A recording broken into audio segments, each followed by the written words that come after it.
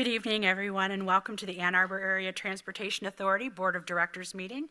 It is Thursday, June 22nd, 2023, and we have a quorum present. First on our agenda is public comment. Oh, sorry, I just jumped ahead. Thank you for catching me, Deb. The first item is to approve the agenda. Are there any amendments that need to occur? Seeing none, do I have a motion to approve the agenda? So Liz, moved, Rich. seconded by Simi. All in favor, raise your hand. And that passed unanimously. Thank you so much. And now we're on to public comment. Thank you, Deb. Is there anybody there? All right. I want to remind everyone that when you're called upon, please state your name for the record, and you are allocated 3 minutes. Jim Mogensen, and you are unmuted. All right. So, the 5311F federal program is the intercity bus service program. Like regular public, urban public transit systems, the intercity system, it's no longer the Greyhound and Indian Trails are no longer able to do that without public support, and so they all get public support. Michigan Flyer and TheRide are slightly different because of the nature of the service. It goes right to the airport. It's on the highways. And so they've been able to do it with just tickets and not take the federal money.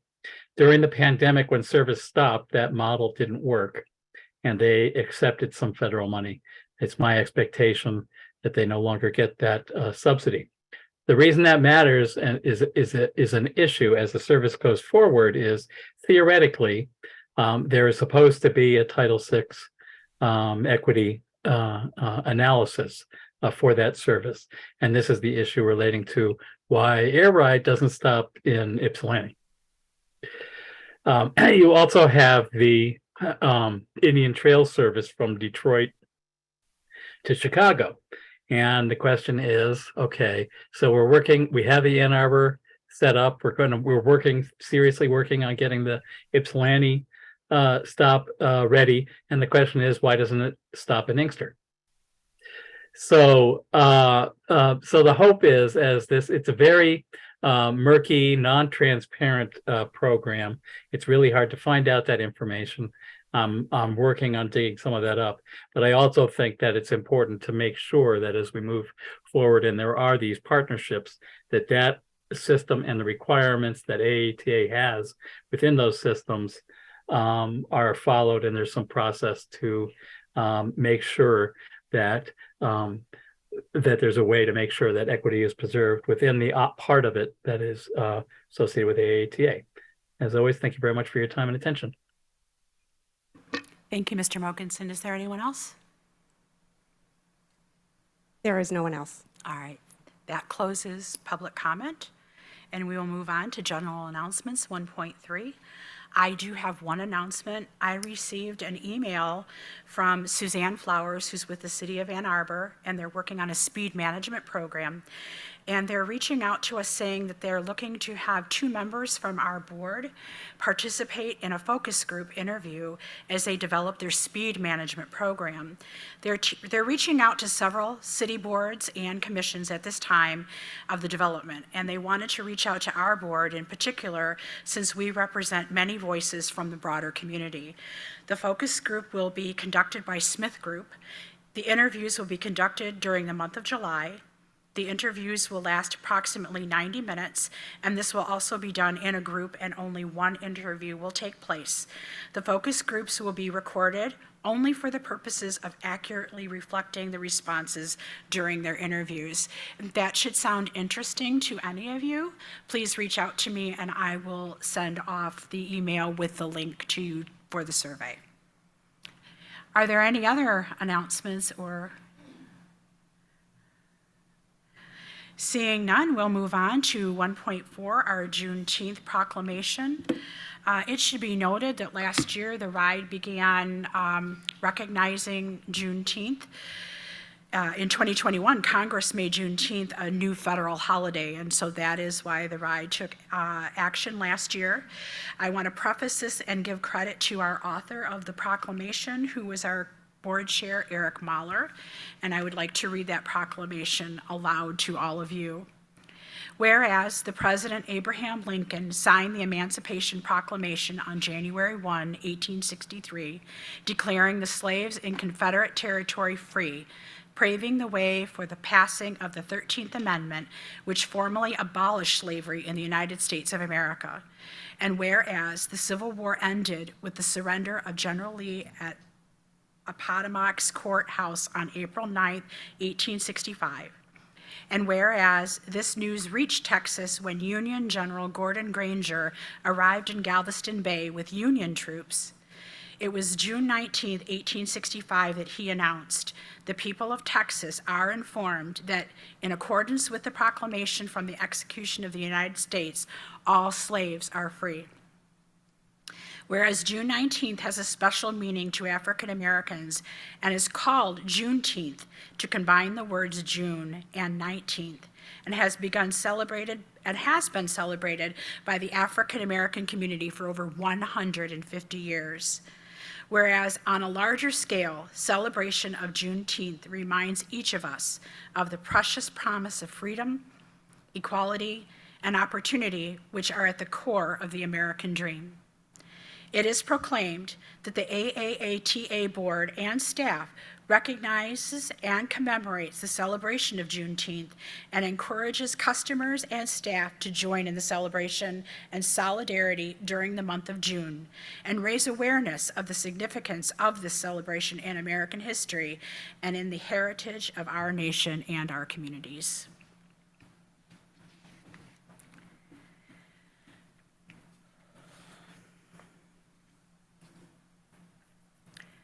Next on our agenda is the consent agenda. Do I have a motion to approve the consent agenda? That would be Mike, and seconded by Simi. All in favor, say aye, or raise your hand, I'm sorry. Yes, we have a quorum, that passed unanimously. Thank you so much. Next on the agenda is Ownership Linkage Task Force update, and that is Mr. Richard Chang.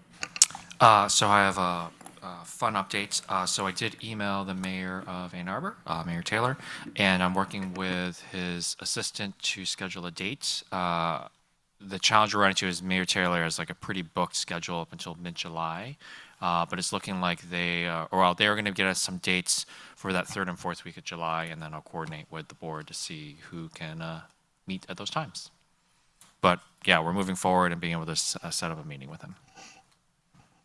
And that's all. Does anyone have any questions for Mr. Chang? Seeing none, we will move on to 5.1, Monitoring Task Force update, and that is Mr. Alamang. Mike, welcome back to us. Thank you. It's very good to be back. We had a very interesting task force meeting this month, and the objective really was, I think I maybe mentioned this at the last meeting, merging policy 2.4, which is the financial planning and budgeting, and 2.8, which is emergency CEO succession. Now, those two sound very different, and the two of them are. And actually, with the suggestion by Rose Mercier, she thought it would be a good idea, and what we mainly talked about was her proposal about combining the two and then making them broader in terms of not just being financial planning and budgeting, but be planning in general. And the emergency CEO succession would be a succession of not just the CEO, but his direct reports. Anyway, it was a very lively conversation. We had a lot of differing points of view, and as a result, we need to meet again next month. And Rose we'll, based on our discussions, we'll be trying to reconcile all of our differences and present us with a new draft, and we'll see what happens then.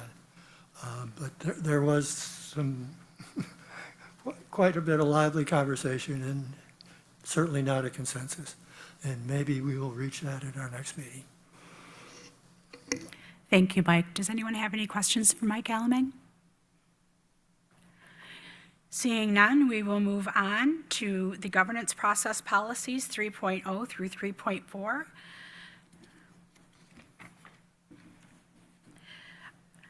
Overall, that's in page 17 of the Word packet, by the way, if you want to follow along. I want to thank the 6 respondents for your participation. Overall, the board respondents chose always and most of the time, with a smattering of some of the time. Overall, I think we gave ourselves a very good report card. There were many thoughtful comments and questions in the comment areas, mostly related to wanting clarification and definition, as well as application of some policies. The identified questions and comments will be answered after final discussion with our governance coach so that we give you the best answer possible. And once completed, that information will be shared with the entire board. There were 2 policies in particular that answered as rarely. That was policy 3.2.1.1 on page 24 and 3.2.2 also on page 24. It was a little bit of an anomaly, and I'm not wanting or wishing to out anyone because most people said always, most of the time, or some of the time, that it may just be because, as I'm reading the comments, some people said things like they haven't done any policy making in their time on the board. So I'm wondering if that rarely is reflected in not having participated within the last year in those sort of efforts. If you want to give any further feedback, I'm open, but if you also want to stay silent, I understand. Okay, well, it was a really successful report. Thank you, everyone, for filling it out. There was one interesting comment of note that I do want to share is under, what was it? 3.1.5, one board member suggested that we are not showing excellence when monitoring and report evaluations are not being completed by all board members. If, as you see, as we go on to our next monitoring reports, one of them, 8 people responded, and the other one, 9 folks responded, so we seem to be getting a little bit better. And I also recognize that we may not always have 100% participation because we have to allow for real life situations, people with their jobs, with their families and things like that. So we're not always going to have 100%. But I really appreciated that comment because we have had issues in the past where, and Mike will remember this, where we've only had 3 or 4 people respond to a monitoring report. So I'm really impressed that the 2 reports we're about to review were reviewed by 8 and 9 people. And are there any questions, or does anyone have anything they would like to point out in the report? Yes, Mike. I just have a comment, and you mentioned that more board members are doing these reports now, and I'd like to thank Deb for hounding us. She does that. She is responsible for a lot of that, including me filling out a couple that I've forgotten about. Thank you, Deb. Oh, all right, we're going to close that out if there's no further discussion. Seeing none, we're going to move on to the 5.2, which is governance process policies. Before we start these next 2 policies, I want to preface this by saying that these monitoring reports, 2.5 financial conditions and 2.7 asset protection, there was a redundancy noted in both reports, specifically related to 2.5.3 and 2.7.2. It's my thought as chair that to be expedient, we should monitor each report as it is in the monitoring process with the knowledge that on page 84, there is a formal discussion of the redundancy where we would discuss the policy itself and what the board needs to do to correct the policy versus trying to have that discussion while we're actually just doing the monitoring report. Is everyone thinking that that is a good plan? Okay, then that's how we're going to move forward. Thank you so much. So I'd like to introduce Ms. Dina Reed. She is our CFO, and she's going to present the report on 2.5. Thank you. Financial conditions and activities monitoring report 2.5 is in your packet.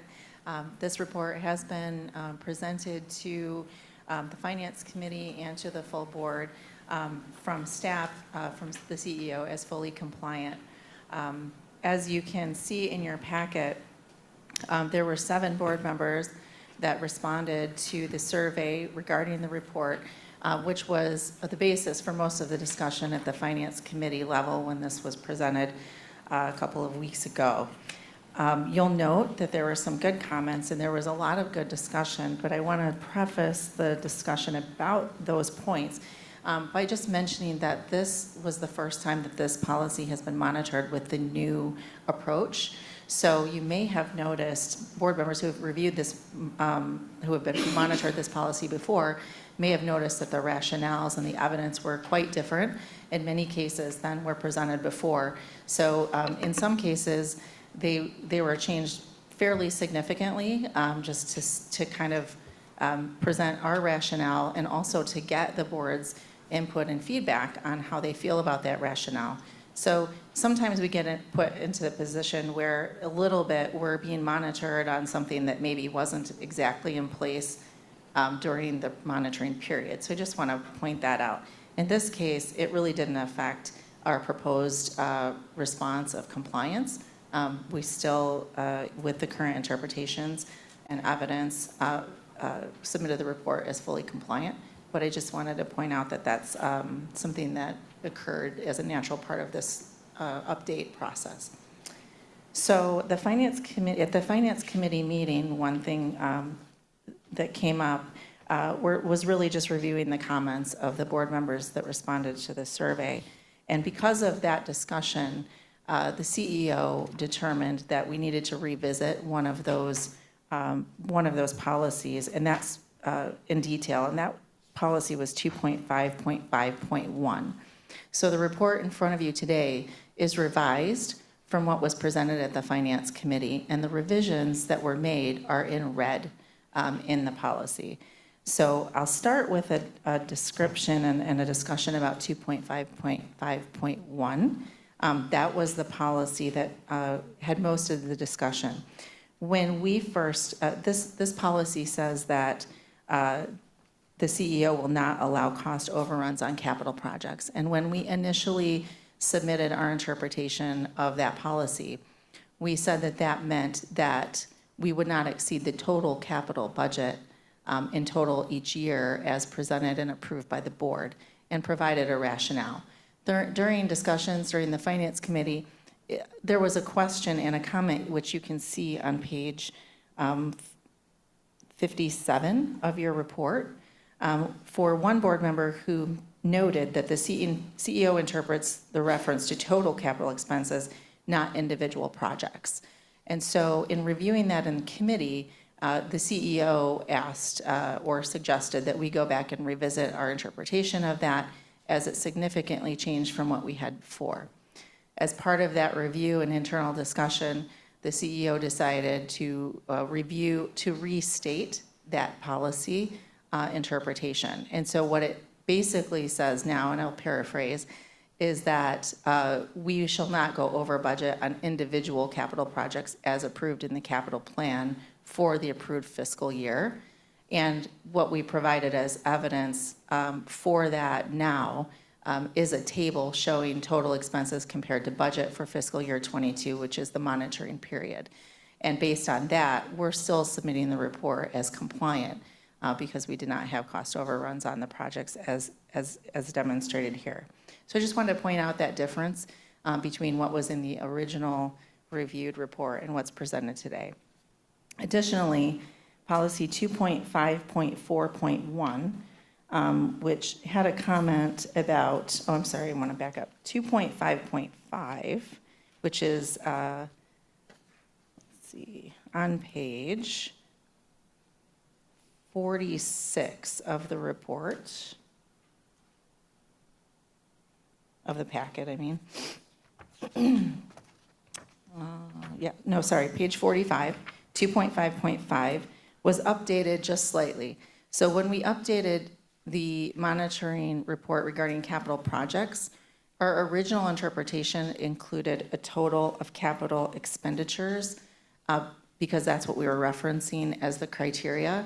So we still wanted that to be part of the policy monitoring because not only do we not want to go over budget individually, but we don't want to go over budget as a total for projects. So we want to keep that language in there, and we determined that that would best fit under 2.5.5. So we literally just moved that language into 2.5.5 because there we're talking about total operating expenses and total capital expenditures. And if you recall, the board resolution that the board actually approves and signs during the budget approval process has both of those totals in the resolution. So we wanted to make sure that was monitored appropriately. We kept it here, we just moved it up to the next policy level. And the one other minor change that was made, it's not even in red because it's very small, but it did address a comment. Under policy 2.5.7 on page 49 of your packet, there was a comment by one board member during the review process that we didn't note the third-party organization. That is where we determined 2.5 months is reasonable under that policy. So we added further information that reasonableness came from the GFOA, or Government Finance Officers Association. So we just didn't have that cited, and so we cited it in the new proposed report. Other than that, I think that concludes my comments on what's in front of you today for review and consideration, other than to note that because the CEO wanted to review the policy and potentially make some changes, the Finance Committee did not make a recommendation on whether it would be what level of compliance it would be accepted by the board, because they hadn't seen the revised language at that time. So we're presenting that to you now. That concludes my report and overview. Thank you, Dina. So now it's open to the board for discussion. Does anyone have any questions for Dina? Yes, Jesse.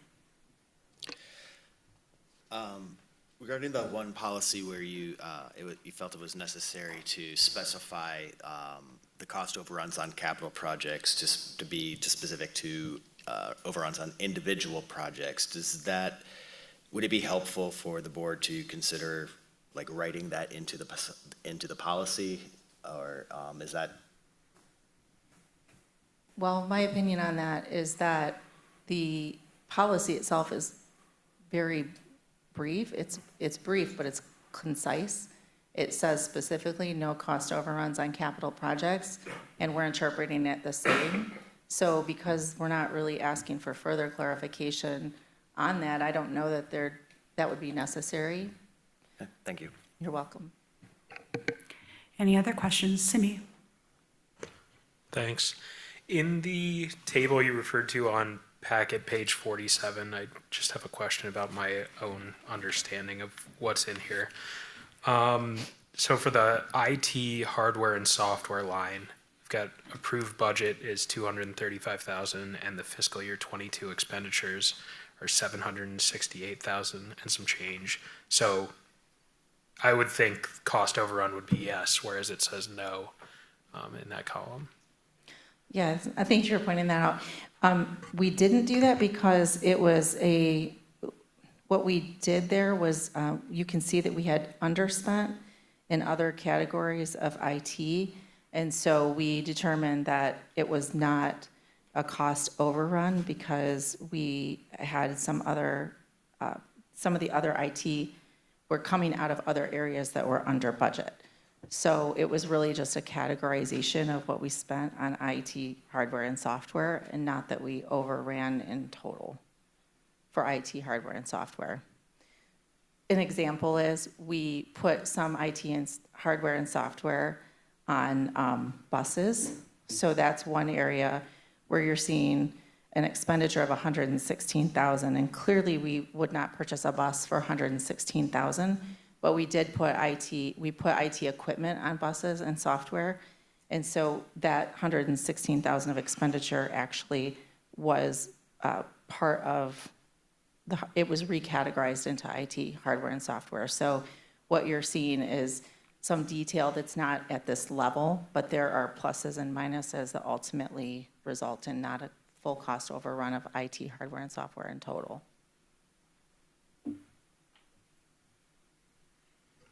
Are you satisfied, Simi? I'm not sure I fully understand, but I'll let another board member jump in. Fair enough. Liz, and then we'll go to Mike. So continuing on this question, so does that suggest that the categories that are in this table don't reflect the projects per se that were budgeted? So in other words, if the policy says there are not to be cost overruns on projects, if these line items are projects, then I think Simi is exactly right. It's not compliant unless the interpretation is that there are different categories which constitute projects. And then your explanation, Dina, would imply that. So could you help us understand, what are the categories that we should be thinking about with respect to individual project overruns? Thank you for that question. And as you know, Liz, during the meeting that we had, there was a different level of detail that was shown to the Yes. Finance Committee that I'm not showing here to the board today, that demonstrates that there are, this is one level, but there are other layers of specific. So I would say to the board that we as staff, since we're interpreting it this way, need to probably do a little more tightening up on the way we present the budget and the way we're, this is the way that we presented the budget this year for fiscal year '22. We didn't want to make any adjustments to that because we didn't make any amendments and we didn't ask for any because we knew we had budgeted funds for the items, but they were in different categories. So going forward, what I would say is that we would tighten that up in the sense to make it more clear how to monitor that in terms of the breakout of what those projects look like. But for this report specifically, what I would say is that the projects, so the line items in here have another layer of detail. And when we can, we in the past have included certain elements of this budget for IT, for instance, in with the buses and different things. And so what we need to do going forward is be more clear about not budgeting that in that line item or budgeting it the way that we intend to purchase it and with the way the expenditures will actually come in. But that's not how it was presented before. So I didn't want to make changes in this report that would be confusing to the board or to anyone who saw this monitoring report that they couldn't tie it back to the initial budget. So I'd rather explain the variances to you and why that occurred than to present you with a budget that doesn't look like what you approved for this year, just for this monitoring report. Mike, before you go, may I piggyback on what Liz and Dina are discussing? And I want to see if I'm getting this clearly. So in other words, IT is a pocket of money. It's a big bucket. And within that bucket, there are several projects. Some of the projects were under, some of the projects were over, but the bucket itself remained the same. And so that's why we're saying, did I get it right? Yeah. Okay. Yes. Go ahead, Mike. As Dina explained, we did discuss this at the Finance Committee meeting, and this is a new report that we did not see until it came in the board package. I have to say I agree with Simi and with Liz on their comment, and you've explained it, but it's not explained in the report. And I hear the words, but the words aren't necessarily evidence, to me anyway. I'd like to see the numbers. And so, I really think for the report that's in front of us, just me personally, we didn't have any committee discussion on this particular point. So it's not the committee making a recommendation, it's just me giving my opinion. I would say for what we have in front of us, that one, the evidence for that interpretation for this one line item is not verifiable.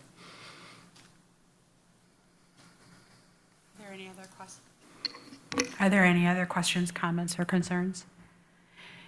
If not, Mike, based on what you just said, would you like to make a recommendation of how the monitoring report should be accepted?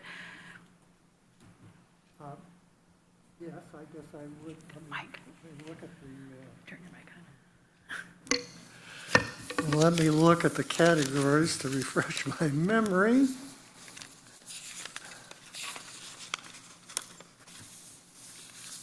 I guess they're here somewhere.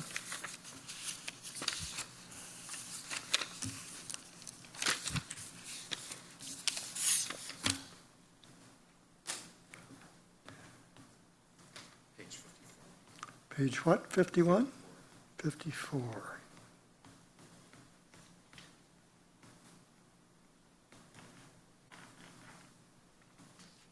There we go.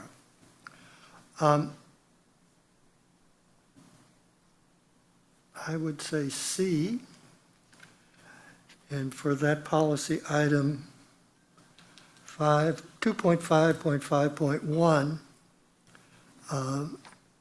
the interpretation is reasonable, but the evidence doesn't demonstrate compliance. And then for all the other items, I think the evidence is compliance with a reasonable interpretation. So if I'm hearing you correctly, you're recommending to the board C, all policies are number 1, except for policy 2.5.5.1, which we're saying that the interpretation is reasonable, but the evidence does not indicate compliance. Did I hear you correctly? Yes. Okay. Would you like, yes, Jesse? Second. That was a motion. Right? Yep. So. Okay. Just seconding the motion. So we have a motion, we have a second to the motion. Is there any discussion on the motion at all? If not, we are looking at C, number 1, all policies except for number 3, 2.5.5.1, which is not reasonable in the is reasonable, but the evidence does not demonstrate compliance. And we'll take a vote on that. If you're in favor, please raise your hand. And thank you so much. That went at 100%. Now that we've had that discussion, when can we expect to see the evidence resupplied to us? Do we resubmit evidence, or do we give you a timeline on when we'll become compliant?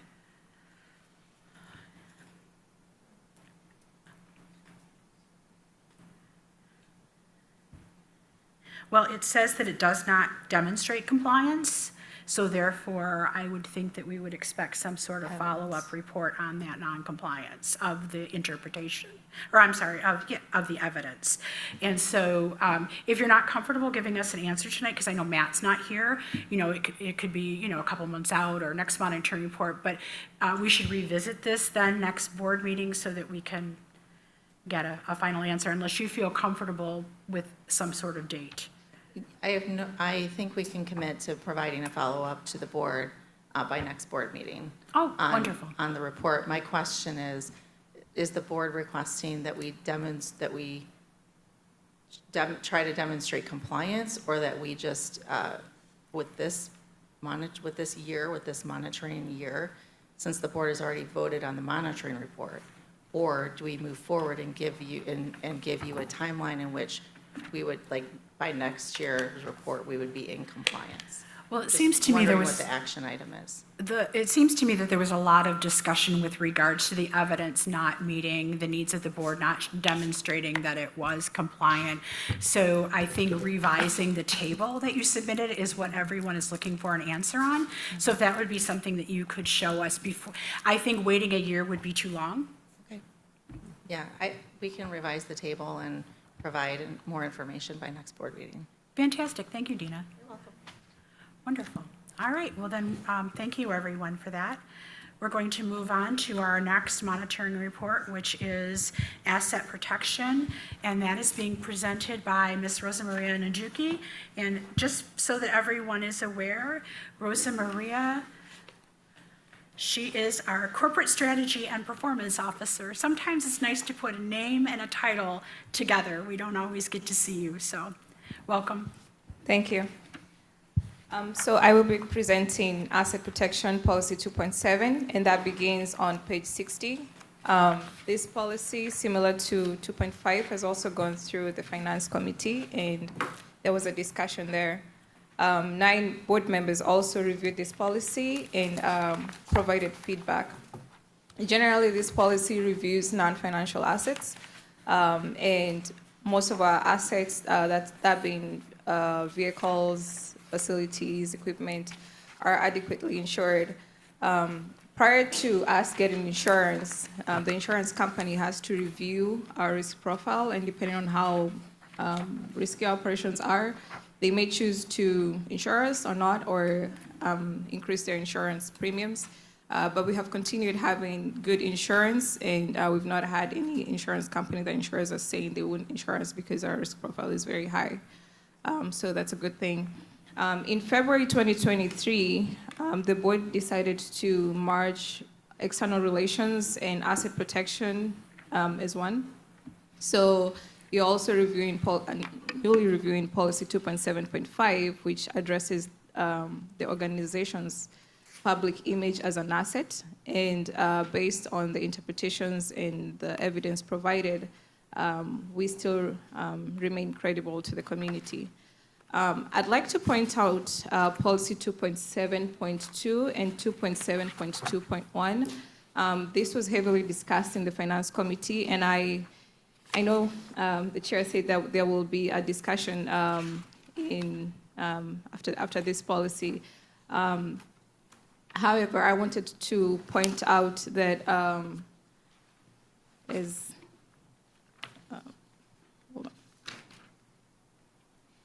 I wanted to point out that 2.7.2 was similar to 2.5.3, which you have reviewed right now and have found to be compliant, and that was a financial policy. 2.7.2.1 is nested under that policy, so even if it was not clear whether it was a financial policy or an asset protection policy, we as staff felt that we didn't have enough information to provide interpretations and evidence for it, since it was not clear whether it was a placement error of policy or the policy itself wanted to be changed and something was not changed. So we're asking that the board reviews the policy, and then based on the timeline that you provide to us, when you would like to see the interpretations and evidence, we will be willing to provide, to review the policy, provide interpretations and evidence. Thank you. Thank you, Rosa Maria. Does anyone have any comment, question? Mike, I know the Finance Committee came up with a recommendation. Would you like to share that with us? Actually, Kathleen, I don't think we came up with a recommendation, because I think Matt, who was at the meeting, said that he would have to investigate 2.5. No, we're talking. Okay, we've got too many here. 2.5.5.1. No, we're on 2.7. Yeah, sorry. 2.7.2.1. Basically said that he can't provide an answer to that, and he will investigate it further. That was actually 2.5.3. I'm sorry, I didn't mean to set you up for failure. So under the Finance Committee notes that are at the beginning of your report, it said that the Finance Committee agreed on a recommendation to the board to accept the policy as C because there is evidence of compliance with reasonable interpretations for policy 2.7, but 2.7.2 needs to be deleted and is duplicated as an outlined in 2.5.3, which does not have a reasonable interpretation and will then need to be further investigated. So I think you're wrapping up a whole lot in there. Are you still satisfied with that, or do you think the report just needs to go back entirely and then come back to us next month? No, I don't think the entire report needs to go back. I think it's just where he, not the one where it's really a duplicate, but the other one, which basically he said he wasn't able to answer that. Okay. So then that would make it, And he says it will have to be further investigated. okay. So that would then be C, except for, because this is a Yeah. policy that creates the redundancy. No, not 2.7.2.1. 2.7.2 Right, is the one that has the redundancy. right. So I think we're okay with that, because he'd answered on the other one, although I agree with you, it should have been answered here too, just a duplicate answer. Okay. But to me, that's not any kind of a thing to worry about. But the 2.7.2.1, he did not provide any interpretation or any evidence. Right. And so that would be the exception. So then C, it would be C, we're in agreement with everything except for, gosh, is there, well, you know what, we choose two, because they said if the interpretation is not reasonable, you're not supposed to look at the evidence, if I remember Correct, what the correct. governance coach said. So for policy 2.7.2 and 2.7.2.1, neither one had evidence or an interpretation. Yeah, although as I said, I would give him a pass on 2.7.2, Okay, because that really was answered elsewhere. that sounds fair. Well, I think it sounds fair, but what does the board think? I agree on that. You agree? So what we'll look at then is C, everything is compliant, except for 2.7.2.1. And so But that we would, we don't have a date for it. we won't have a date because Matt is not Yeah. here this evening unless you want to, no, I don't think it's fair to have you punt. So we're going to say number 2 for policy 2.7.2.1. The interpretation is not reasonable. We would like the CEO to come back with it. Yes, Rosa Maria? So I have a question on that. 2.7.2.1 is a sub-policy of 2.7.2, and since it's nested under 2.7.2, we could not provide an interpretation of it because it was, as it is, or as we had it, it was financial policy. Okay. So the ask was the board to provide clarity in terms of is it a standalone policy or is there more verbiage for 2.7.2 that is non-financial? And then from there, we'll be able to provide interpretation and evidence because as it sits right now, it's not clear. So I think I'm hearing what you're saying, and I understand your rationale. So in other words, we're voting on this report as it's written for this time. We're not discussing the redundancies that we know about. So then we will then say, because 2.7 is also 2.7.2 and 2.7.2.1, both did not have any rationale or evidence, and because that's the report that we're voting on before we have our policy discussion, that's the area that we're going to ask for the CEO to provide evidence. However, what will change is if we can come to a decision tonight on how to reword or remove or take away that duplication, that may then change what evidence he brings forward from this policy. Actually, we're asking for an interpretation too. 'Cause Right. he was not, he provide an interpretation. Right, but because, like Rose Mercier had said, for policy items, if the interpretation is not reasonable, it just all gets thrown out. Yeah. Evidence is irrelevant. Right, exactly. So let's reword this and come back home.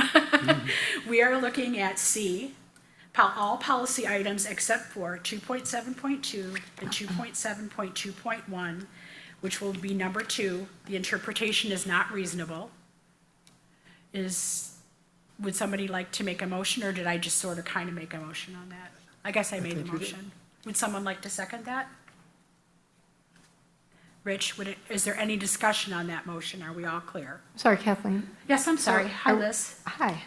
I'm sorry, I got mixed up in this policy language is still very confusing to me. So are we talking about our vote on the overall monitoring report or just on this provision? It is the full monitoring report at this point? It's the full monitoring report, Okay. and that's why I said at the beginning, everything in the report, it would be level 1, except for 2.7.2 and 2.7.2.1, which are number 2. The interpretation is not reasonable. Okay, so I don't know if this is the right time to raise this, but in the Finance Committee discussion, we did have quite a bit of conversation around the evidence that was presented on a number of these items, in particular reference to internal review of documents without any quantitative data.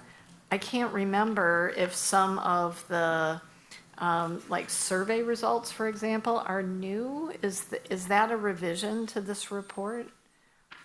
I don't remember seeing them. So this has not been? These survey results are the results and have not been amended.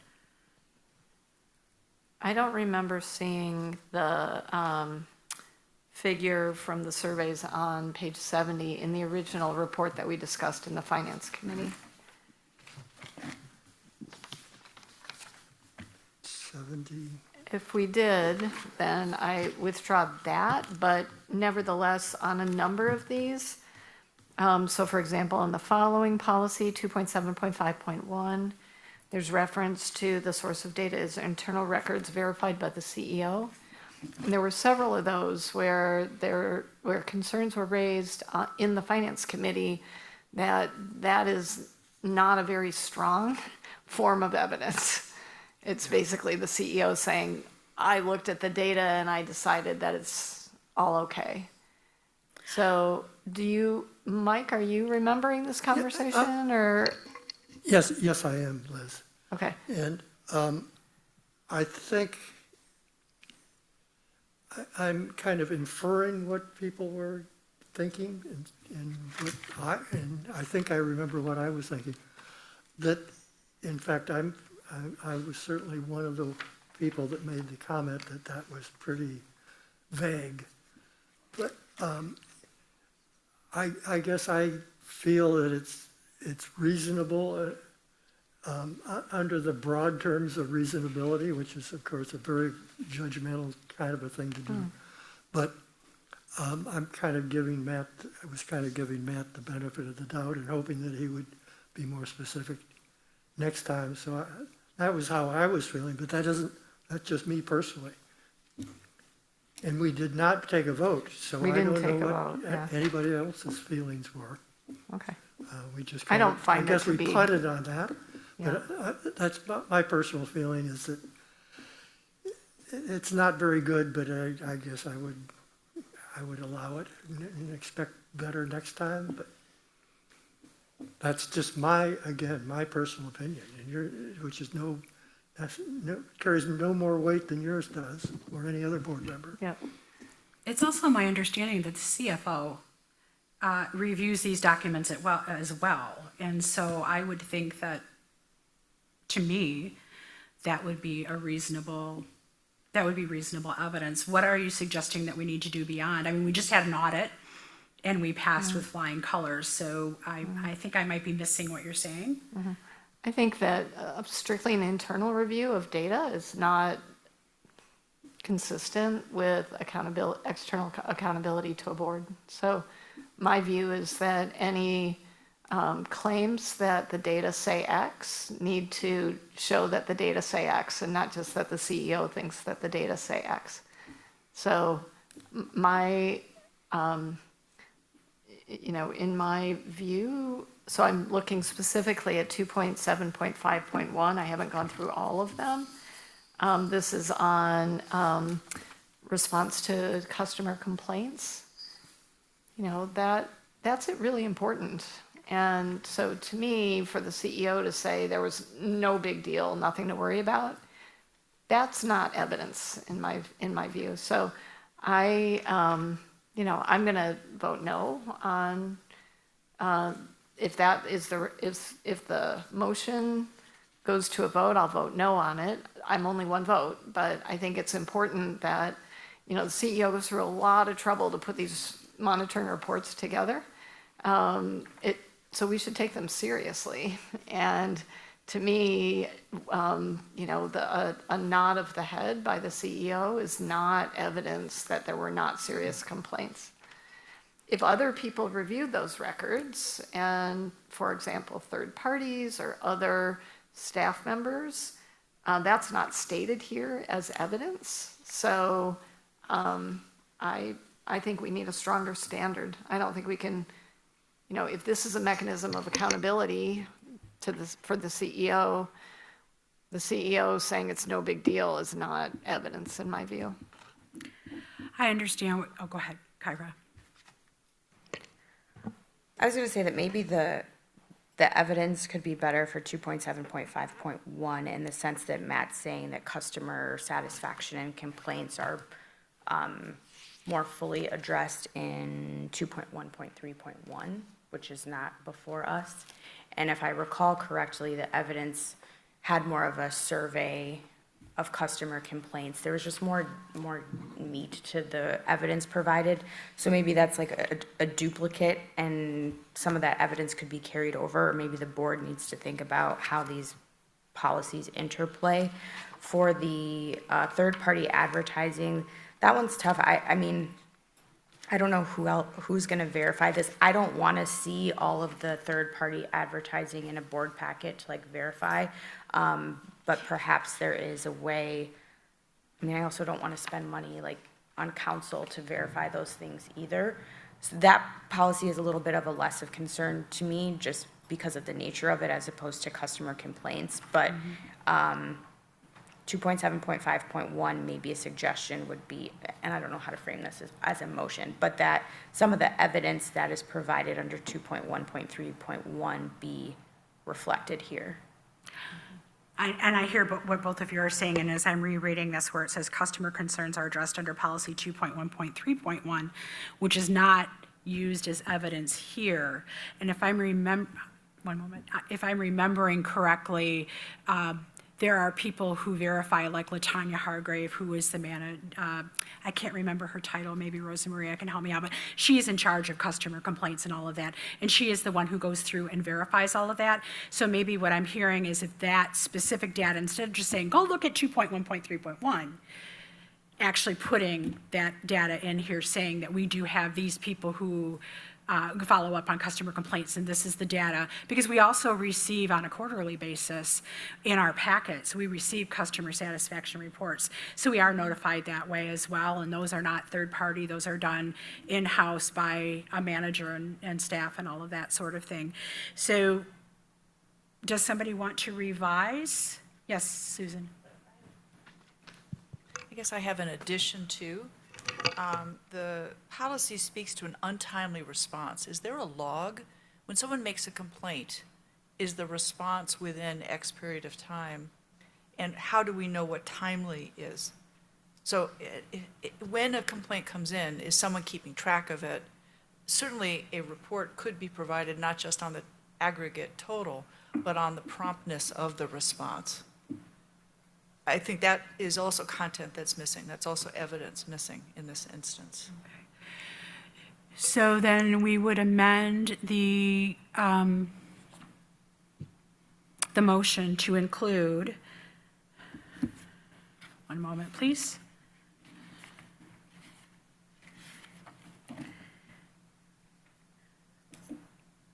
for policy items 2.7.5.1, which we've been discussing, we find the interpretation fine. It's the rationale, the evidence that is lacking is what I'm hearing. We're not satisfied that the evidence. And so we would want the CEO to come back to us with a better, more comprehensible evidence. Is that what I'm hearing? And I'm sorry, Dina, I completely skipped over you. I apologize. Thank you. I just wanted to offer maybe a little bit of context as well, that I think Matt may also make if he were present today. You'll see that notation on CEO review or CFO review, not just in this report, but I know it was in the financial conditions report and other reports. And I just want to clarify that the reason, my experience with that is the reason that that is done is typically for a couple different reasons. One, some of the monitoring reports, if you were to provide evidence, would be expansive and a lot of information, a lot of detail that can be somewhat meansy. And so the solution to that is to, for the CEO to say, I'm ultimately responsible for what's happening, and I am letting the board know, not that it's not important or something like that, but it's just, I'm telling you that I verified as the CEO that these records demonstrate compliance. And because providing the level of detail that might go into some of these reviews, specifically on financial and in this case non-financial, would be lengthy and laborious, frankly, not only for the board to review, but for staff as well. And so that is sort of a standard attestation, if you will, of executive review of the CEO, specifically review of the information. And the board can certainly ask for any information that they wish and to support or validate anything that the CEO or the CFO attested to at any time, but to consistently provide the level of detail of information that might require demonstrating compliance under the monitoring policies for every monitoring report may be a level of effort that is significant, both in terms of staff's preparation and the board's monitoring. So just leave that for consideration. Yes, Mike? Yeah, I was actually going to ask Dina, as an example, 2.7.5.1, comment evidence of review, include a review of the actual complaints. I mean, how many of those do you think there would be over a year? A whole lot, I presume, even though, I mean, you've got even though it'd be a very small percentage of the total riders. And so to me, that isn't practical to demand that kind of information. And as Dina pointed out, could make similar arguments all over a lot of reports. I would suggest that we, next opportunity we have as a board to ask Rose Mercier what she thinks about that. It just, to me, it just doesn't seem reasonable to demand that kind of detail. But again, it's just my personal opinion, but I think it would be nice to hear Rose's take on that. Yes, Susan? So what I'm responding to isn't that, I don't think anybody asked to have that whole detail. What I thought I heard Liz speak to was an independent audit of these. And we ask auditors to verify that our finances are accountable. And what I'm hearing is we need some system as a board to have some independence look at this. And I don't think anybody asked for hundreds and, what are all the complaints and when did they come in? What I was asking for is a log kept and how promptly, what's the average response rate? So I think these are actually very doable. I don't think they require any change in policy. I think it just asks that the evidence be strengthened. And so, for instance, some agencies have someone who speaks on behalf of the community, and these are the things that I see, and they can give, that staff member could give a report to our CEO. This is what has happened. So I think that's what I heard, wasn't anyone asking for a whole data log of all the complaints, but rather an independent review and some measurement of promptness of response. Yes, Kyra. I want to walk back everything I said because I had a lack of reading comprehension for a minute. So stakeholder concerns under Matt's interpretation is not customer concerns. So we're looking at like our legal owners, maybe other organizations that interface with our organization, and customer complaints and criticisms are under a different policy, which is part of Matt's rationale for how he's defining stakeholder. In that case, the data under the evidence is saying that there was no evidence of legitimate criticism of the agency's communications. I would think that if our legal owners or other organizations that, again, interface with us on a regular basis had complaints about how the organization was being run, we would know about them. Legitimate criticism is, of course, up for debate. I mean, a lot of these terms are under the reasonableness bucket, but I do think that the board would know. I believe that Matt or someone else would bring to our attention if there were serious concerns about how the organization is being run by our stakeholders. So in light of my reread of this, I withdraw my previous comments. Is there any further discussion? So I made a faux pas. We had a motion on the table for accepting the monitoring report as C, with everything being copacetic except for 2.7.2 and 2.7.2.1, that the interpretation is, or that the interpretation is not reasonable because there wasn't one. And so because that is on the table, we should, and it's been seconded, we need to formally vote on that, and then if the vote doesn't pass, we will move on and take another vote. Could you repeat which of those exceptions were? So our original motion was accepted at level C for all the policies except for 2.7.2 and 2.7.2.1 as being number 2, which is the interpretation is not reasonable because there was no interpretation.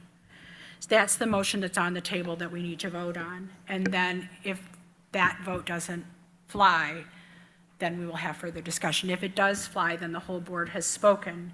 It doesn't mean that what has been brought up isn't valid and shouldn't be looked at in the future. So with that on the table, yes, Jesse? Could you remind me who seconded that motion? I'm not sure that we got to the second. Oh, you did? Okay, It was cool. Rich. Thank you. Thanks for catching that, Deb. So all in favor of the motion as I presented it?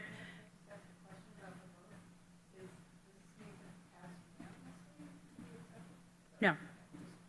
It's by consensus, it's by quorum. Or no, it's by consensus, and I think it's a board majority. It's different in other situations where you have to have more of a vote, but even those situations does not require a 100% vote. All right. So are we all clear? Wonderful. All those in favor, please raise your hands. And those opposed? So Deb, let the record show that we had 8 approve and 1 opposed, and that motion passed. Thank you very much for that really good, hearty discussion. I appreciate that. That means that you're all being very thoughtful, and that gives me a lot of heart. So we're going to move on then. Thank you again, Dina, as well, and Rosa Maria for your presentations and your input as well. We're going to move on to policy development, a review of 2.1. That was sent to our service committee, and Jesse Miller is not only the secretary, but also the chairman of that committee. Jesse, would you like to give your report? Sure. So all the way back in May, the service committee took a look at this. And let me bring up those notes. So, yeah, we took a look at policy 2.1, treatment of the traveling public. There were, we wanted to talk about the bus, the idea of including bus stops in the, not, since the CEO did include that in his interpretation of policy 211, even though that is not right now part of our policy. So we discussed whether we wanted to add bus stops into that policy, whether, you know, there was a broader term that we could use, and how we felt about that.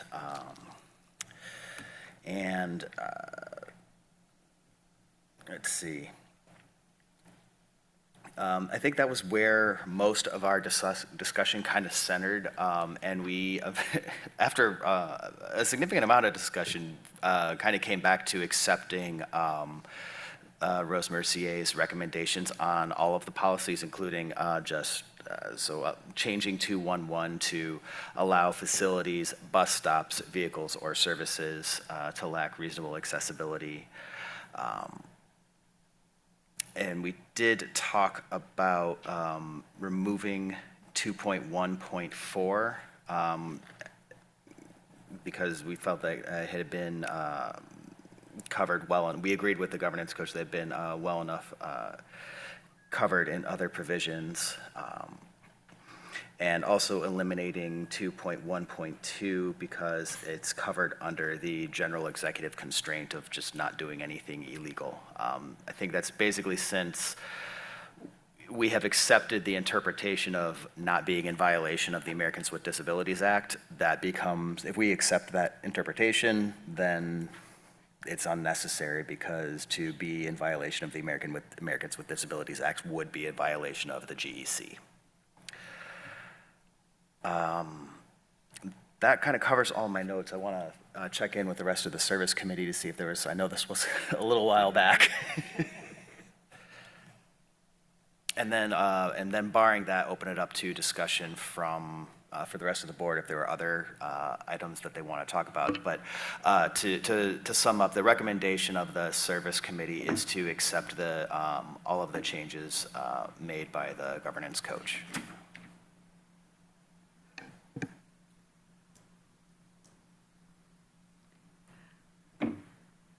Does anybody have any, I'm sorry, I was reading here. Does anybody have any questions for Jesse, or does anyone else on the service committee want to weigh in on the presentation and the discussion?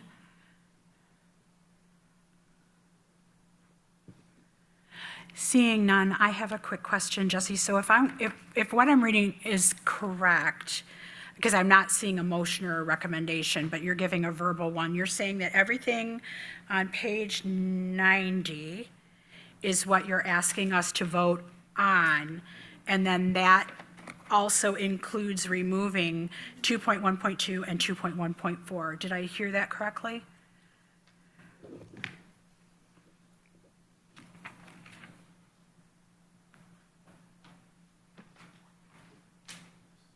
Sorry, just if you could just give me a moment. The one I'm a little bit shaky on was 2.1.4, and I just want to make sure before I speak that, so if you wouldn't mind giving me a moment on that one. But yeah, definitely 2.1.2.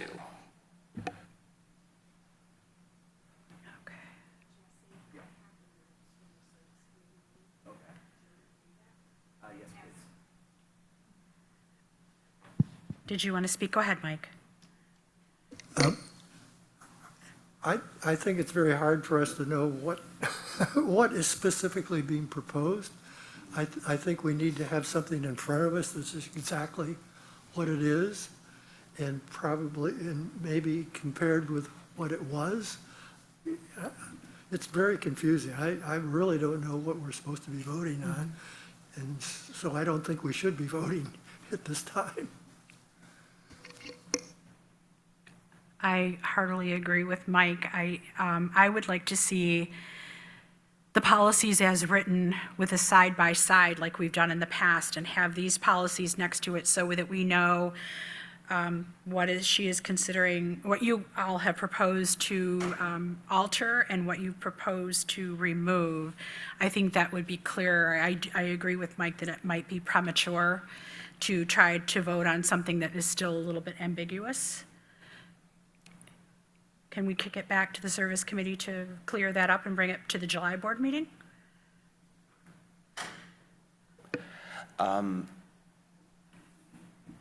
If the Service Committee wants to talk about it, that's fine, but to me, that kind of sounds more like just an administrative task of putting I will draw up a document with the side-by-side and can have that ready for the next board meeting. I don't know that the Service Committee really kind of came out of that feeling like we had covered everything, so I don't know that it's worth rehashing. I understand. And so, because Matt's not here, I'm not quite sure. Rosa Maria, is this something then that you would take the data and write up an issue brief for us to vote on? Sure, can do that. Thank you. Thank you very much.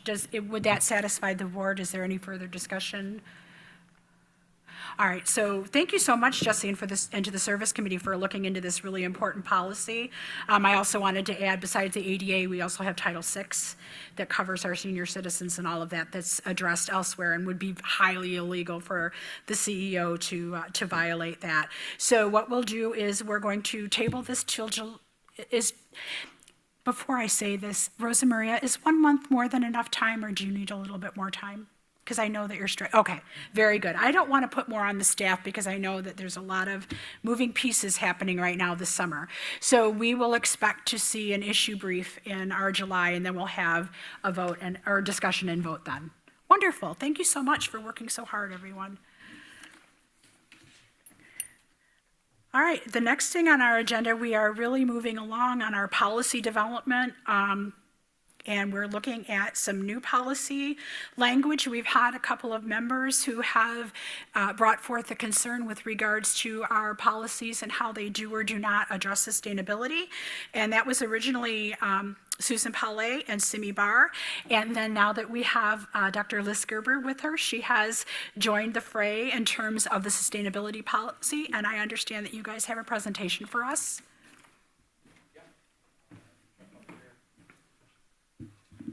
Thank you.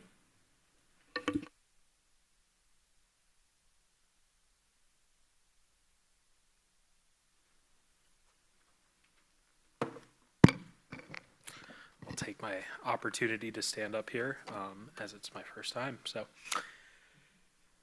thanks all. Hopefully I had a chance to glance at our policy brief that we put together. If not, feel free to take a look at it now, and we'll be opening up discussion.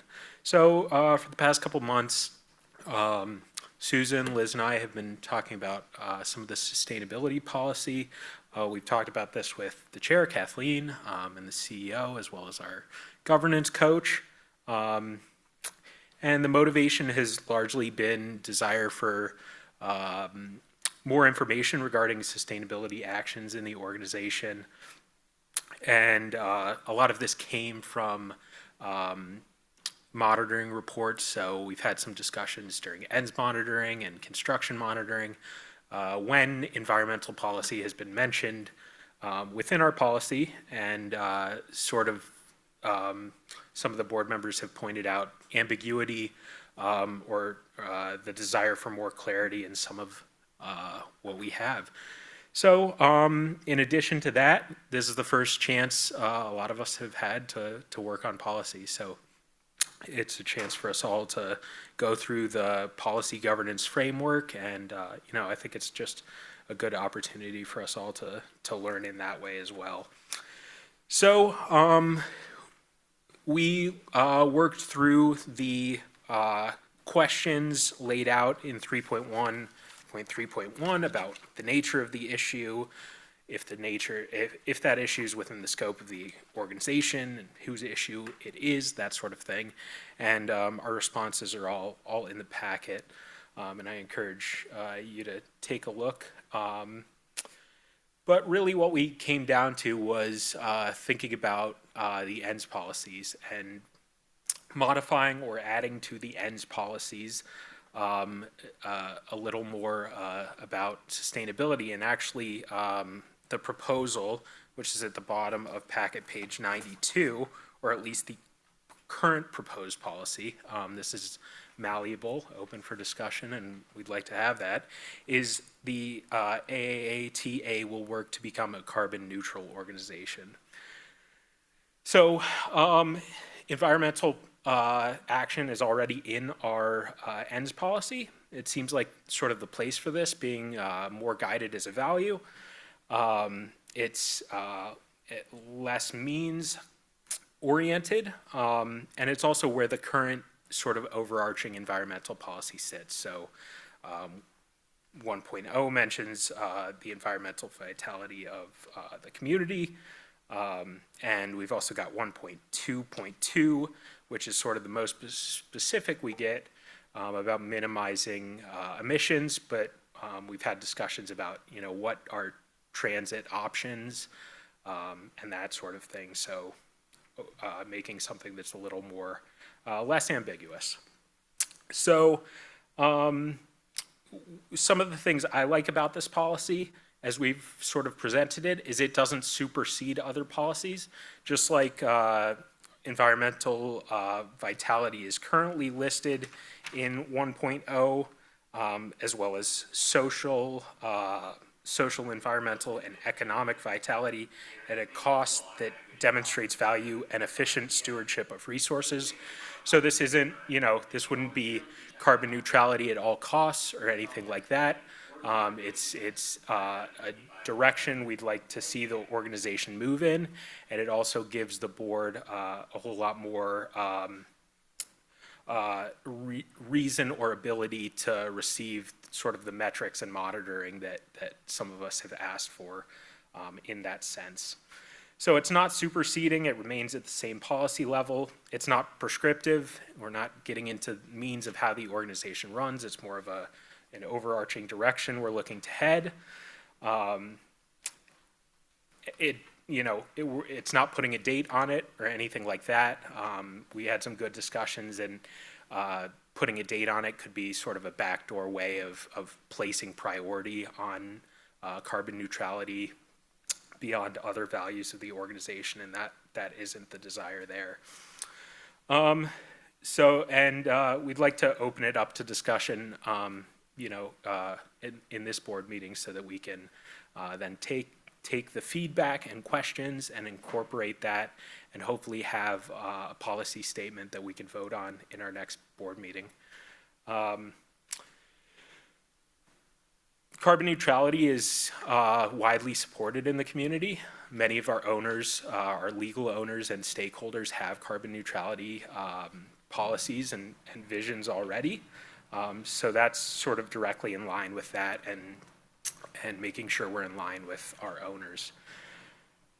So, like I said, we'd like to discuss your thoughts, incorporate feedback and questions.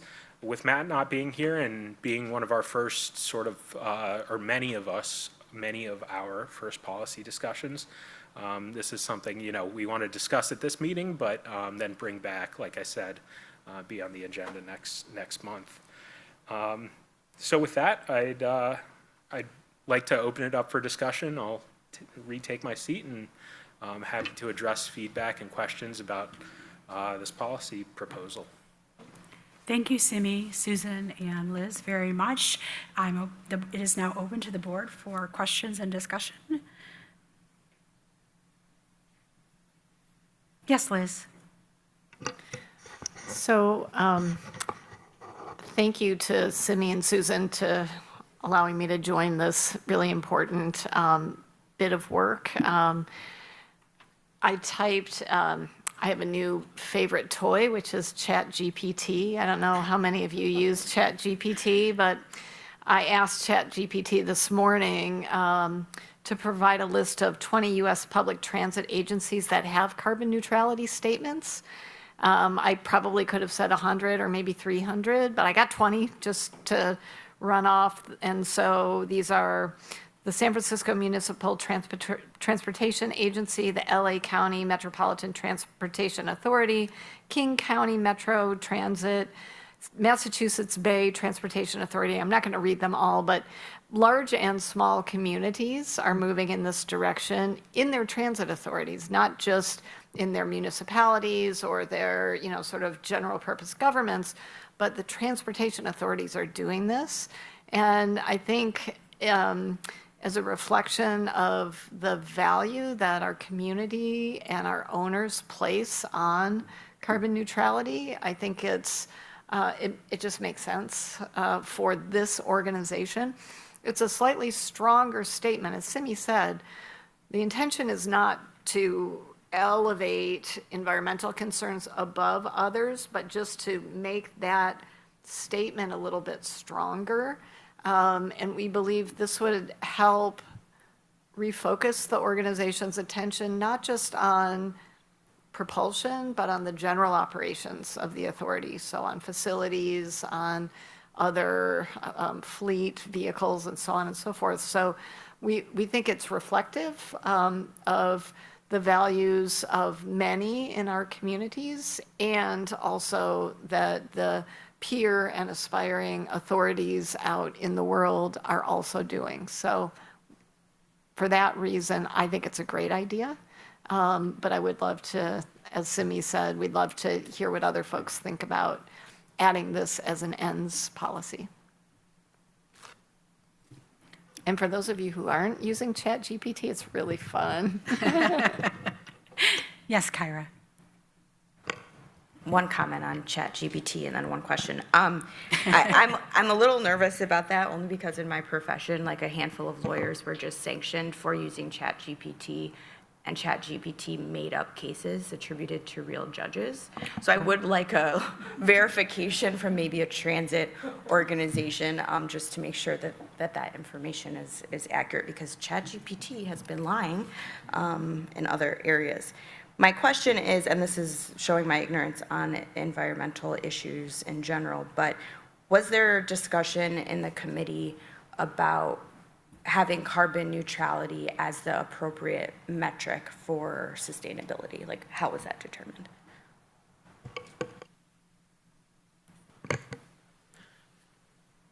Thanks for the question.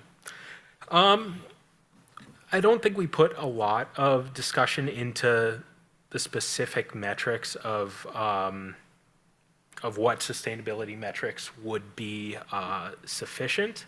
There are all sorts that people can use, including, beyond greenhouse gas emissions, things like impact on land use, water.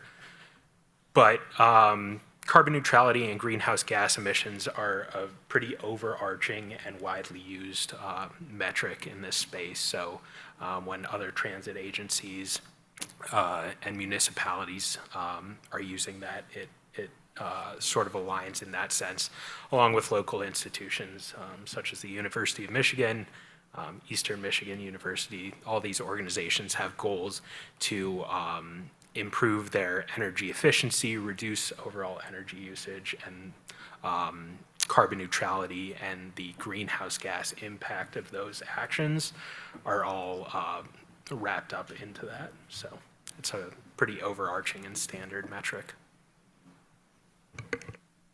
Any other questions?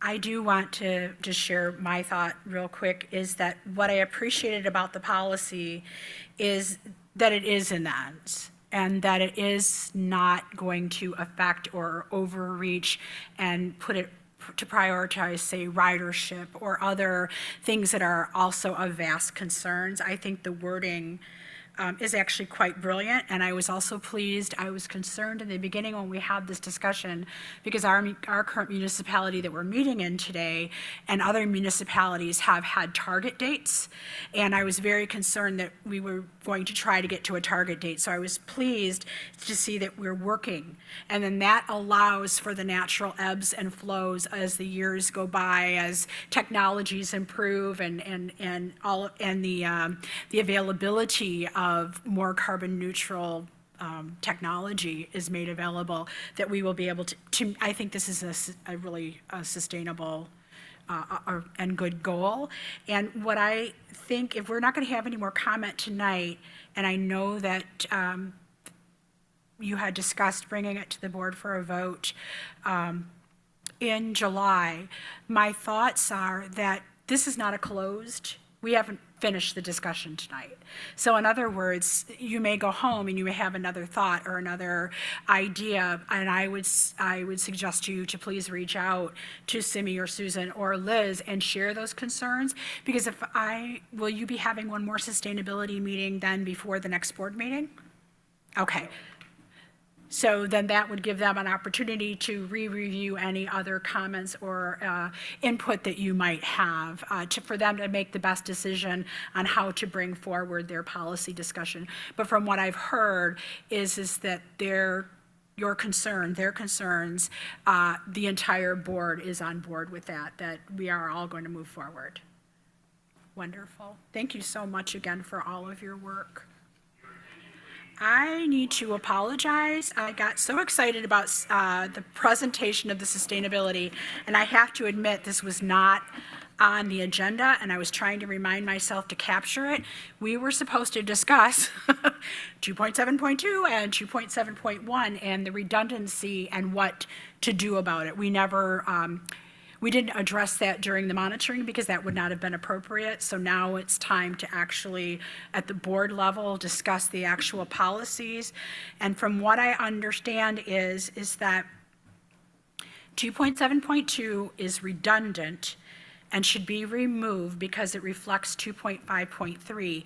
However, 2.7.2.1 is important, and therefore it would just move up and become 2.7.2, is that what I heard? And we're just going to open this for free discussion. And that is on page 84 and 85. And I apologize again that was not a separate item on the agenda.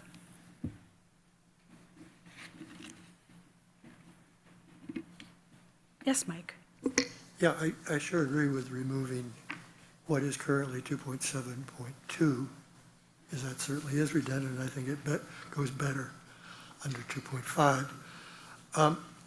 When we discussed 2.7.2.1 in our committee meeting with Matt, he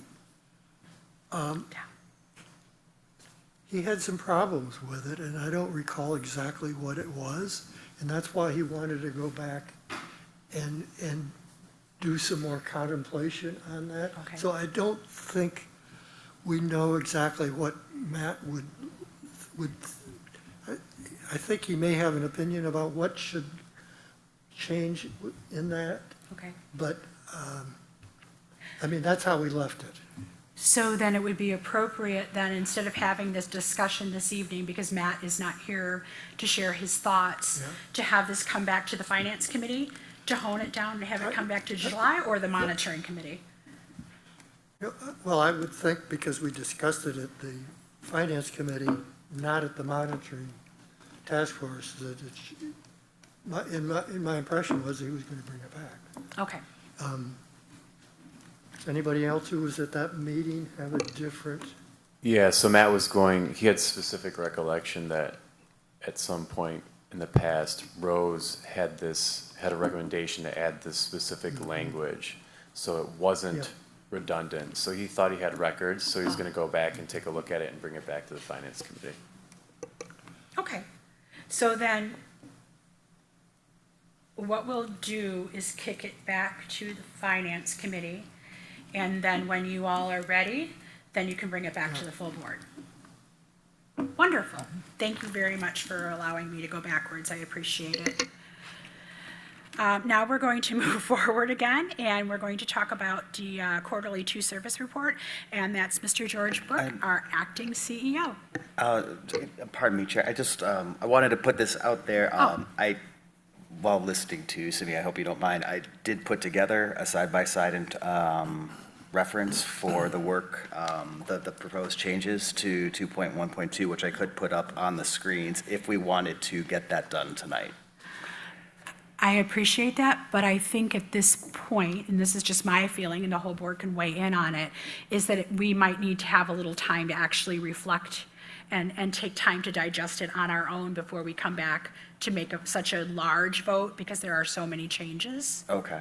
I also think then, I mean, that was what we had been working from. I think we maybe need to think about how this information is provided. I'm feeling very bad that we're not able to work on this, and it seems to just have been a formatting issue, as opposed, so I'm wondering, if board members have, this didn't come up at any point as board members were reviewing the board packet, so it was a little bit of a surprise to have that brought up when I thought we were ready to make a decision, so I just think that's something that I want to consider going forward, that if a board member isn't feeling prepared by the documentation, that should be brought up before the board meeting.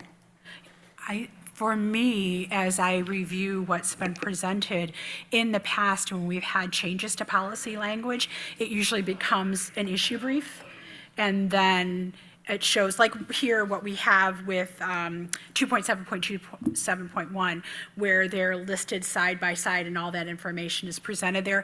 And I have to admit for myself, when I didn't have my glasses on or something, I didn't realize that it was a decision. I thought this was informational to become a decision, because I did not see the balancing act. I didn't see the change in the language. So that also falls on me, and I apologize, but I would not take it very personally.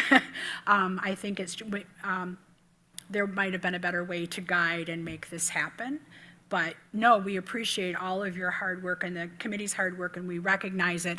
I just think that if we were to, and again, anybody else can correct me or have further thought, that to post it on and have us try to come up with some sort of answer tonight would be counterintuitive, that we really need time to look at all of the policies and digest them on our own so that we can have time to come back with really good feedback and not make a snap decision. But if anybody else has a varying opinion on that, I am more than welcome to hear it, because I am not the be-all, end-all on this.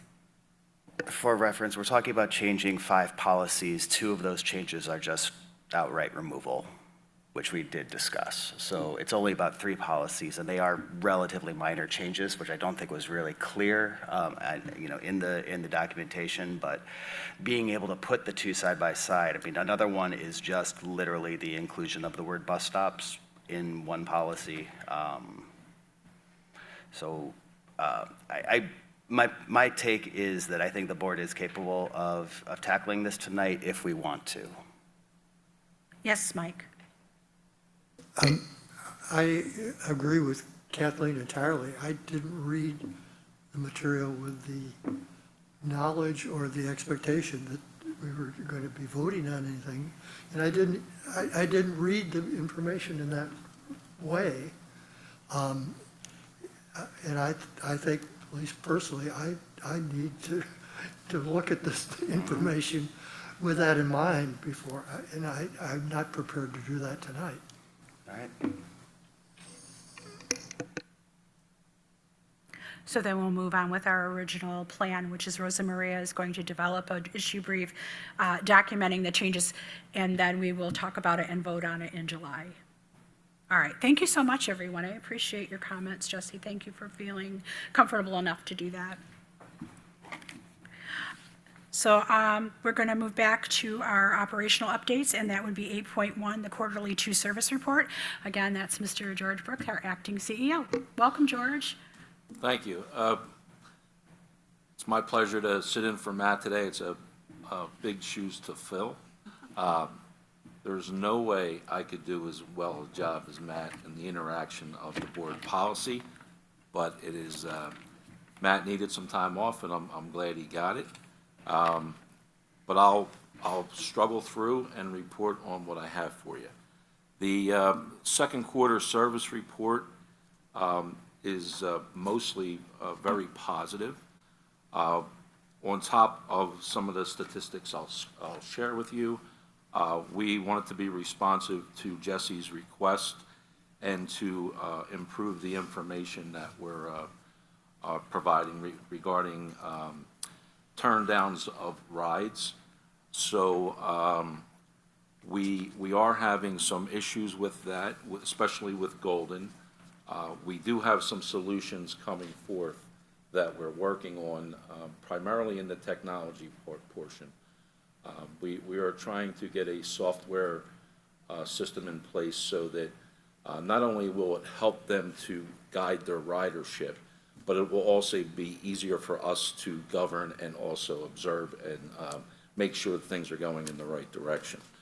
But some of the good things that we had in the second quarter, our ridership is continuing to rebound.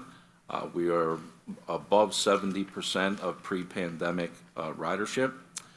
Another good thing to report on is that we are, since the IT issues that we faced with the on-time performance or the inability to harvest the data, we are very confident that we will be able to get back to that metric in the following quarter, and it'll be our pleasure to be able to start reporting on that again. Another good thing that is happening is our A-Ride ridership and Golden ridership is also on an uptick, a strong uptick. As I mentioned, our service denials for A-Ride and FlexRide are a concern, and also I did mention the technology will help us to improve that. I want to specifically report on one of Jesse's concerns, and I believe it's on page 10 of my information. We don't have a very bad problem or a severe problem on the A-Ride side under MV. We had in the second quarter 5 turn downs as compared to 3 in the previous quarter, so it wasn't that substantial. However, since we've started monitoring, we do understand that there is an issue in the FlexRide or the Golden service. So much so that it is significantly higher, or 38 turn downs. We are trying to assist Golden or that organization to get them to get better at this. We are also, we reached out to MV to try to get them to help us to make sure we are not turning down so many rides. I think we'll be able to turn this around rather quickly with the multi-pronged approach of we're paying much more attention to this now, and it must improve. So we know it's on the radar now, and we are now monitoring it routinely and paying very close attention. On another positive note, we've had a very large increase in our senior trips, going from 66 to 234, or a 255% increase. I'm not exactly sure why that is. I assume that it's because more people are now getting out after COVID, but that's I think it's a good uptick, and you can see that it may be indication of our economy improving for senior folks. We've also had an increase of 12% in our van pool rides, and also another anomaly, we really can't explain it very quickly, but our FlexRide in the Western service portion has increased ridership of 34%. So it seems like we're having a pretty strong uptick in ridership. I think there's some reasons for that. I'll share some of that with you when I speak on Matt's behalf on the CEO portion. Is there any questions in the second quarter? Do any board members? Jesse? Thank you. I just have 2 questions. Thank you for looking into the turn down rate issue. I really do appreciate it. For clarification, is that the turn down rate for all, does that combine all FlexRide services, including holiday and late night? Yes. Okay. The number 34 is all compiled. Originally, I was going to break it down for you, but then I said, let me just give that general number because this is the first time monitoring it. But if you would like that, in the next quarter, we can break that down for you, and we do have that ability to count that and report it. Okay. I think I'll kind of take whatever you think is useful. The issue was mentioned to me in context of late night and actually directly applied to me. Late night getting rejected twice. I'm two of those. I'm Yeah. two of those turn downs. So, but they were both late nights. So I'm not sure if there's different considerations for FlexRide, you know, the daytime service versus the evening service. The other thing I had a question about was I had noticed in the ridership versus complaints chart that there seems to be a trend of complaints per 100,000 boardings increasing pretty significantly between Q1 and Q2 for multiple years, despite boardings remaining level. And I was wondering if we had any insight as to is that the same cause? Is it just a coincidence? I don't think it's a coincidence. One of the things that we do monitor, and I personally monitor, is every customer complaint to look at what is that's causing the problems out in the field. And I think it's a direct correlation with the amount of new operators that we have working on our team. I think it will improve rather quickly.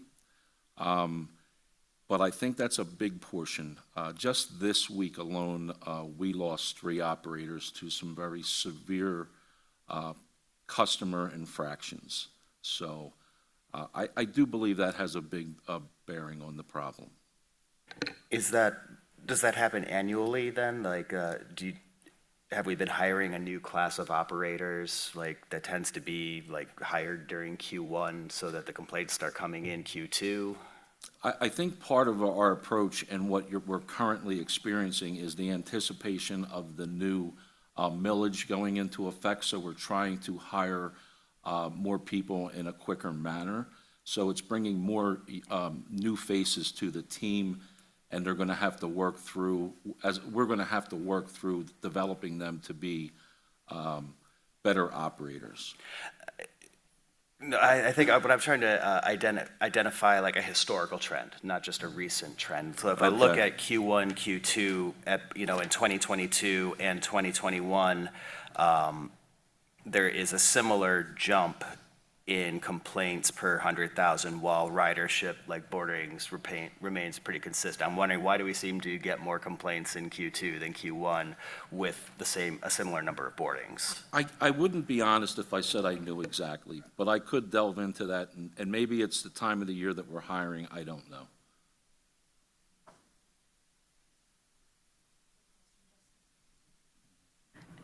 Any other questions or comments? Thank you, George, for that report. Next on our agenda is 8.2, the CEO report, and we'll hear from George again. All right.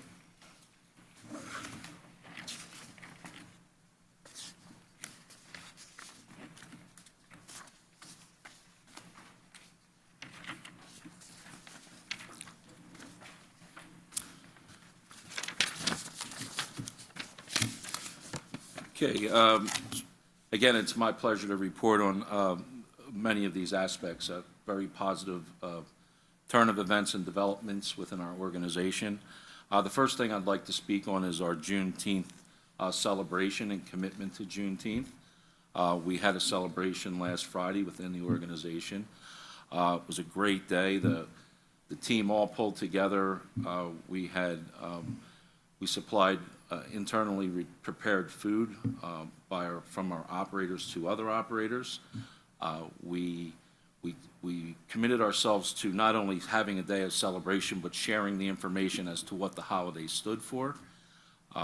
We followed that up with Monday having a celebration and handouts at both the Ypsilanti Transportation Facility and also the Blake. It was a really fun time within our organization and very well received. A couple other things that I'm very happy to be able to report on is the improvement of our Ypsilanti Transit Center call taker area. On top of modernizing the call taker area or the board where people come in and see our call takers, we are making some improvements in our security detail. And what do I mean by that is to start moving our guards out into the face of the organization, into the general room. We feel as if that will help have a presence, like a police presence. On top of that, our motivation of moving the guards out into the main area is that we've had meetings with both Ann Arbor Police Department and the Ypsi Police Department to create a place for them to come and take breaks and have more of a police presence in our areas. We had a very fruitful discussions with both police departments, and they were very open to that idea and liked the idea of having a place to come in and do some computer work and paperwork and be a part of our team as much as possible. Another thing that I'm very excited to speak on is we recently started our customer experience ride-along, and that was the first time we did it as a team. And the first time we went out, there was 8 of us across all departments of our organization that went out and rode the bus as an opportunity to look for ways to improve what our customers are experiencing. It was a great day. We harvested a lot of new, good ideas for improving. And then each 4-person team rode 5 buses that day, made observations for improvement, and then when we were done, we had lunch together and harvested the ideas from the team. But more importantly, we put together plans of action on how we would try to improve our bus service to meet our customers' needs. So we're very excited about that as an organization. We are going to continue doing that quarterly, and we look forward to this expanding. One of the things we did for the first time is we brought union membership with us because we wanted to see their perspective. What is it that we're missing as an organization? So we're going to harvest everybody's ideas and then, more importantly, follow through so that it's not a flavor of the day, but a commitment to continuous improvement. Very excited about that. We are continuing to work on the decision is whether we will provide Narcan in our transportation buildings. That has not had a final decision yet.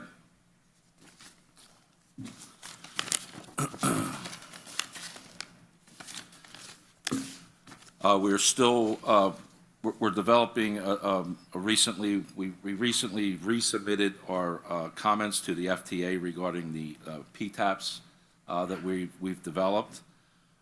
We do not expect to hear about a final ruling until later in 2023 or early 2024. That's about what I wanted to report on. We are still working on the decision of which direction we are going with the propulsion system, whether it will be hydrogen or battery electric bus. We have had some really great discussions, including going out to Champaign-Urbana, so that we will give you good enough information that you can make a very good decision as to what direction our organization should go, as we are all trying to go in that direction of becoming carbon neutral. So, but we want to make sure that we do our due diligence and give you the best information so that we, as an organization, we can make a really good decision. And that's all I had to report. Thank you very much, George. Does anyone have any questions for George on this report? Yes, Mike. Thank you, George. Yep. Since this report came out, I think we've gotten 2 emails from you about recent developments. Actually, one was just today. Right. About Nova buses, and there was another one a few days ago about an accident. If you just heard about the Nova buses, you may not have anything to add to what you already put in, but do you have anything to add on either of these 2? In regards to the Nova bus, I wanted to be careful that I didn't bring too much information to the table because I didn't have it. However, the Nova organization was meeting today at 3 o'clock in the afternoon to discuss how they are going to respond to the North America or the American area of business. I didn't have good information for you, so that's why I kept my email very basic. The expectation is after the meeting today is that our team is reaching out to Nova to figure out and see how this will affect our organization going forward. When I get that information, I will surely share it with the team. What was your second question? We had a recent accident this week that had created some severe damage to one of our buses. I did have the opportunity to view the footage of how it occurred, and I'm very confident that it had nothing to do with a construction zone, but more of an operator issue, specifically not paying attention. So I actually witnessed it myself. So. No, I wasn't on the bus, but I did get to see all the angles of the video, and it was very, we all know we should never touch cell phones when we're operating, but it wasn't even a cell phone. It was playing with things that had no business touching while you're operating a bus. And that specific operator did not respond almost at all because he was looking in the wrong direction and touching things that he probably shouldn't have been touching. So that's what caused the problem. The corner panel of the one bus was severely damaged. However, we anticipate that the second bus will get back into service rather quickly. The other one could take a few months to repair if we decide to repair it, because the damage is pretty substantial. And we had a discussion earlier via email, and you assured me, and I'm so glad, because I don't know how many buses we have like in reserve, because I know that we have buses that are out of service or going to somewhere or other to do things, but you assured me that there is no service interruption, and I was very happy to hear that. Yeah. I spoke with the maintenance crew just to ensure that I was giving you the right information, and right now we're not exposed to not being able to meet pullouts in the morning. Wonderful. Are there any other questions, comments, or concerns? Thank you, George, very much. You're welcome. That moves us on to our action item recap. I'm going to go ahead and take this for you, George, if you don't mind, because I've been taking notes, and I don't know, Deb and I can probably parse this out pretty quickly. Deb, I'm seeing that Dina is going to do a redo of the chart for 2.5.5.1 for the evidence, that the 2.7.2, 2.7.2.1, the interpretation and evidence needs to be reworked. And then also the Finance Committee is getting kicked back to them for the wording and all of that. So we may need to have some discussion at the governance level of the timing of those two things. So, and then the other thing that I had was 2.1, the treatment of the traveling public.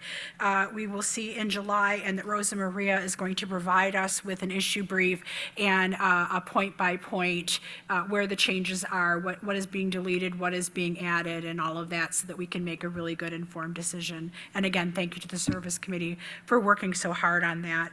I know I must have missed some things. Deb, do you have anything else?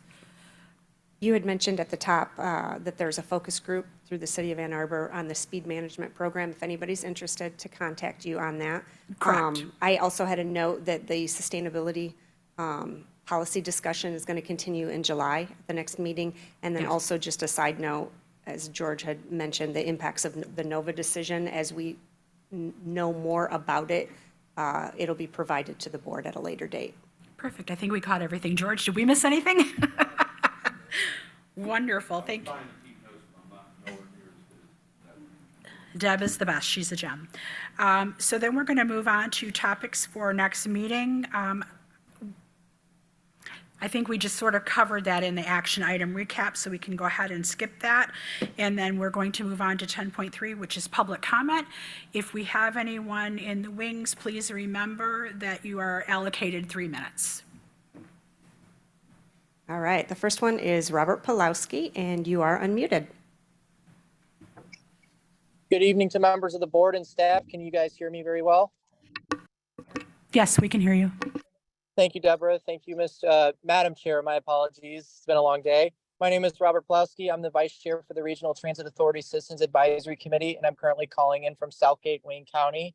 So lots of progress here today. And, like I've been saying at some of the local advisory council meetings, there's been a lot of progress within the agency and staff doing their due diligence to be able to keep buses on the road and keep the riders satisfied.